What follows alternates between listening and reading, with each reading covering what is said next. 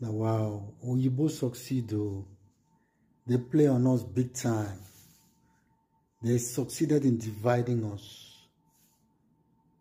along ethnic groups, whatever name you may want to call yourself, whatever language you might tend to speak. They did a great job in dividing. Of course, that has always been their hallmark, divide and rule. So Nigeria was no exception. When they came, they played on us so nicely, and they succeeded. So that there is chaos everywhere you go in Nigeria, infighting amongst people, just because they speak a different language, just because they belong to a different religion. We maim, we kill, we slaughter, we do all sort of stuff. Now, big shame, big shame. But see, I'm not blaming the youths, okay? You can check even within Nigeria.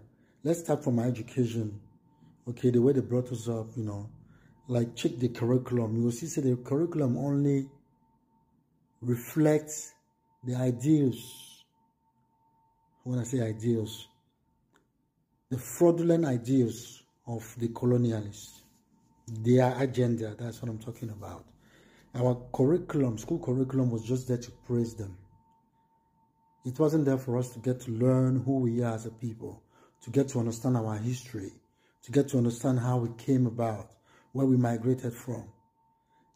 You know, it was just there to divide us, to leave us in that state of limbo where we become ignoramus, you know, completely ignorant of what is going on around within our country.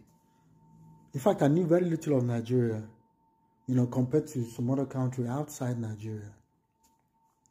I am in Cross River State and I know very little about Sokoto people, their culture and their way of life. I am in Cross River State and I know very little of people in Kebbi State. You know, you're living within a country and you know very little.